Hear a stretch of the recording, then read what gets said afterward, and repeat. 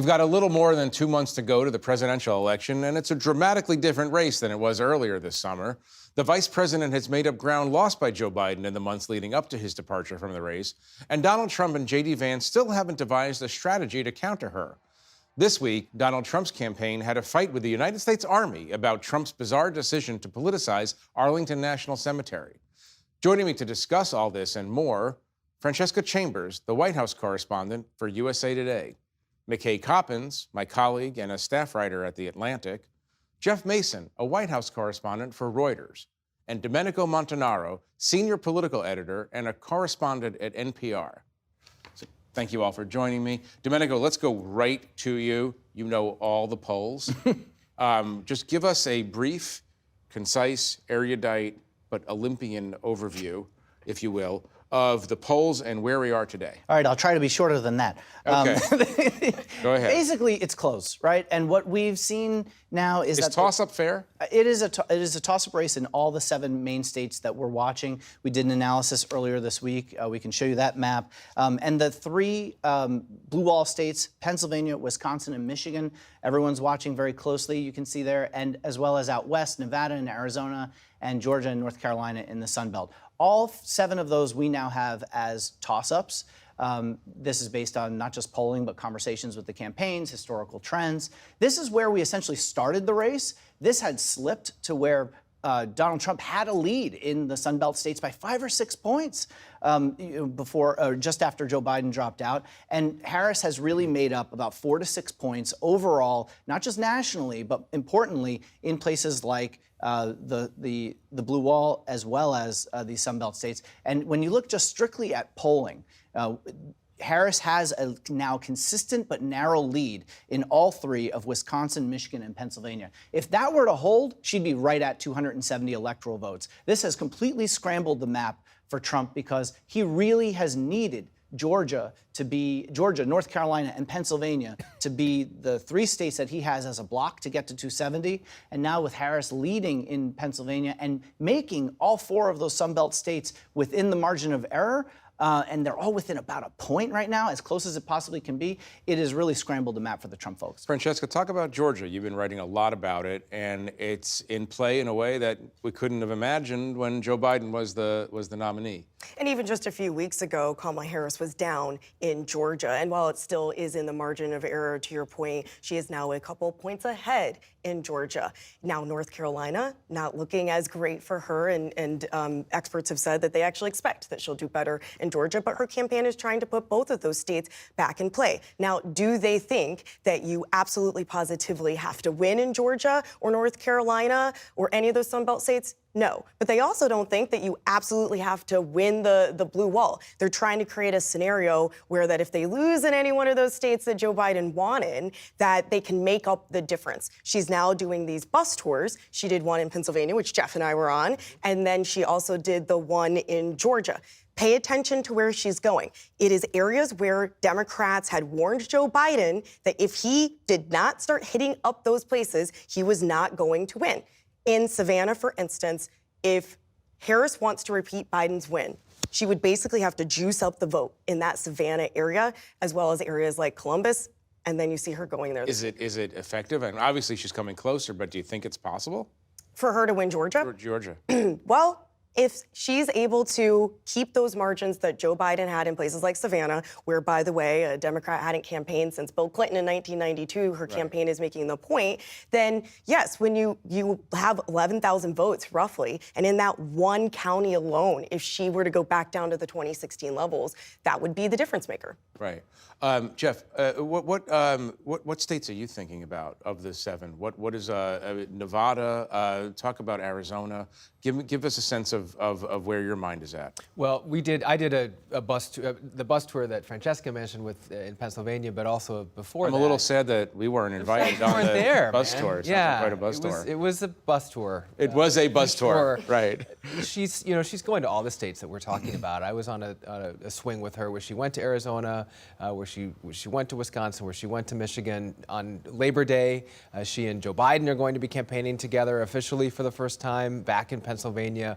all of these states are in play. I mean, and to your question, is it possible for her to win Georgia? Is it possible for her to win these other ones? They wouldn't be putting money in those states if they didn't think she could win. Right. Surely part of the strategy is let's freak out the Trump campaign and let's try to narrow those margins. But for sure, they wouldn't be putting her time and their efforts there if they didn't think they had a chance. Right. McKay, give us a sense of what the Trump campaign is doing beyond being freaked out by all of the change that they've had to confront.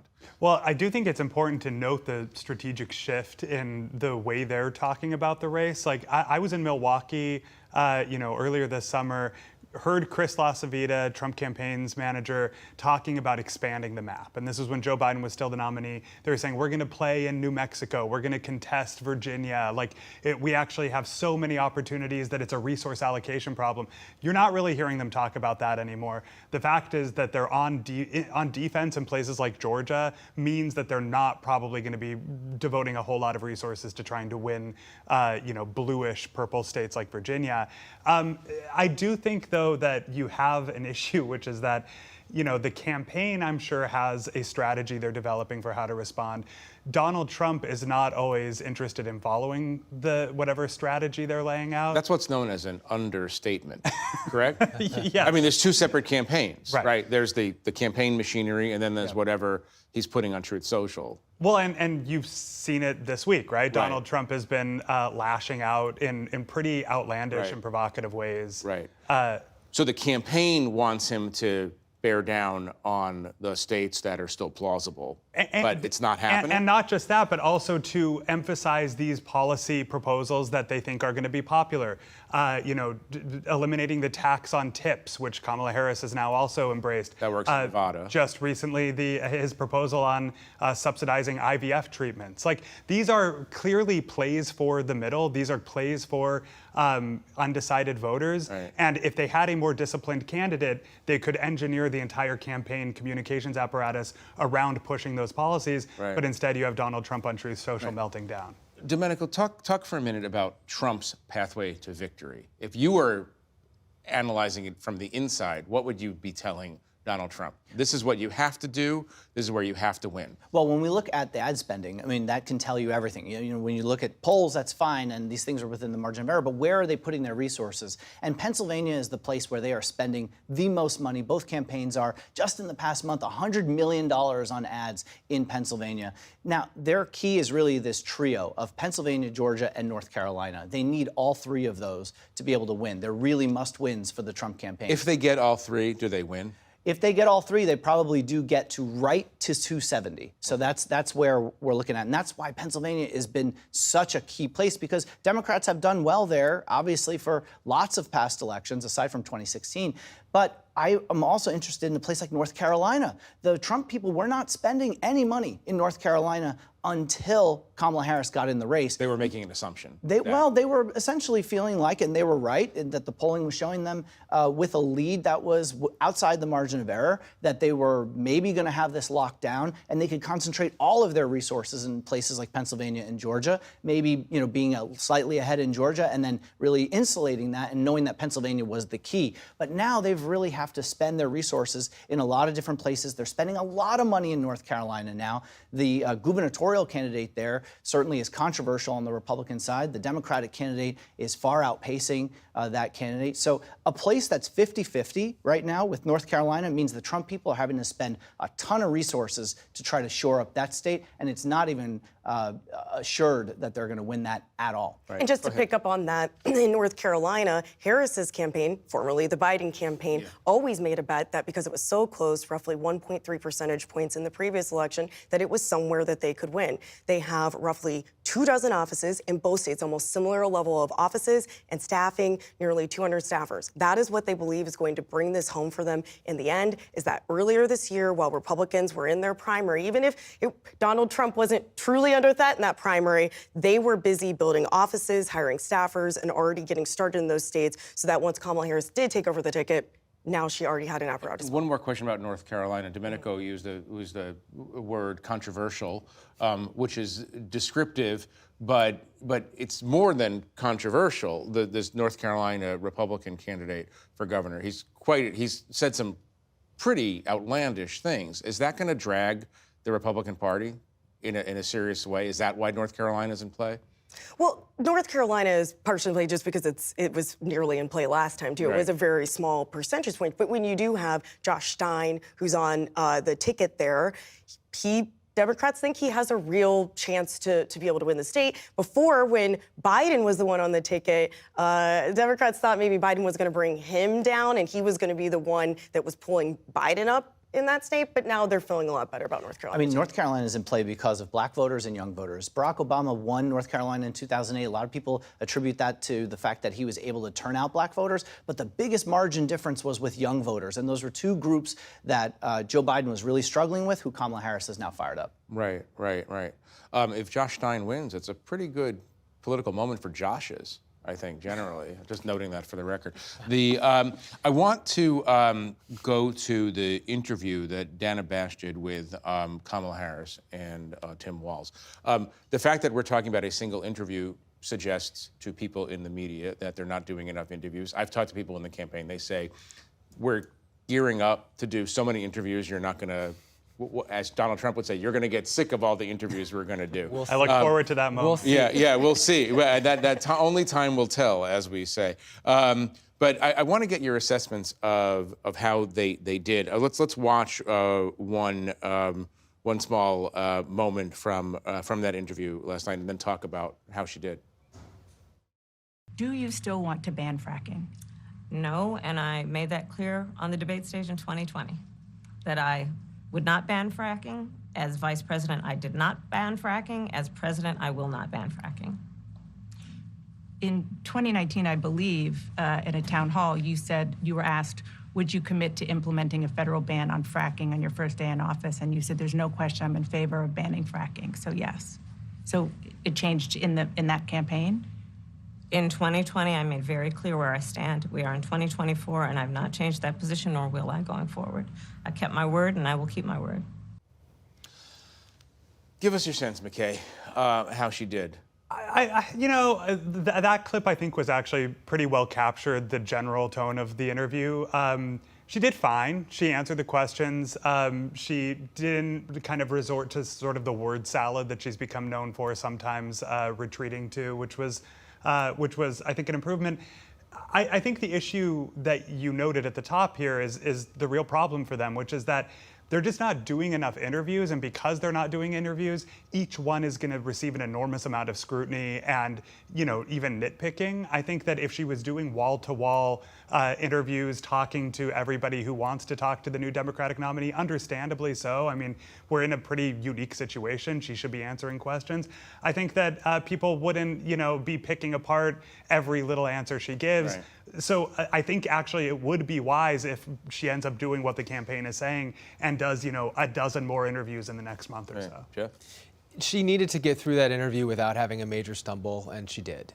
Is that a low or high bar? Is that the appropriate bar? I don't know, but that was the bar that was set. She had to answer some of the questions about policies that have changed. Is that going to help her with the Republican voters? No. The Trump campaign came out right away and said she still supports fracking, even though she said right there that she hadn't.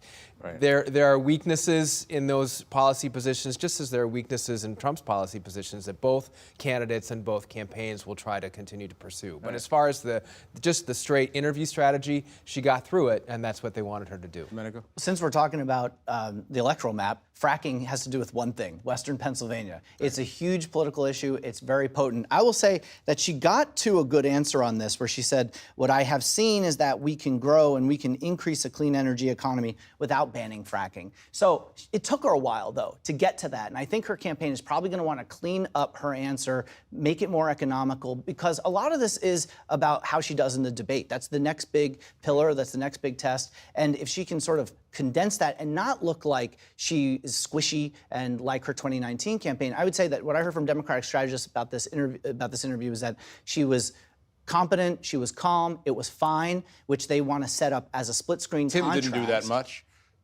Right. He didn't do that much. He sat Which is there. his job. And that was one of the criticisms from Republicans in advance, is that he was there as a crutch. And he answered a couple questions that Deanna directed to him, specifically on some of the things that he had said that have become controversial. But other than that, it was a Kamala Harris interview. Yeah. Democrats really want to set up the split screen between, quote, boring and calm and competent versus the tumult of Trump. Francesca? Also, but the contrast of divisive versus unity. She repeatedly talked about common sense solutions. She's chasing that center line.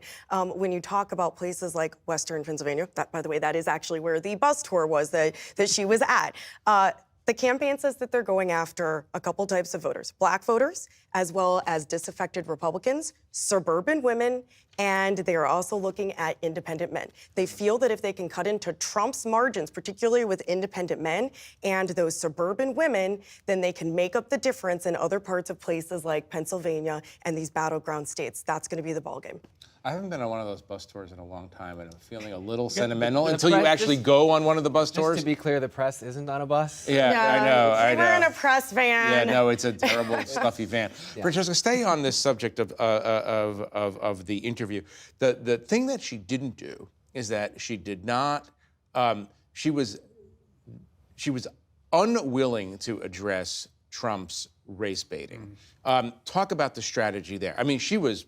Next question. Dana, we're not going there. Yeah. Which was her response. I wasn't telling you. Next question. Right. No. Maybe that'll work here too. Meta if you were telling me not to talk about it either. But what's going on there?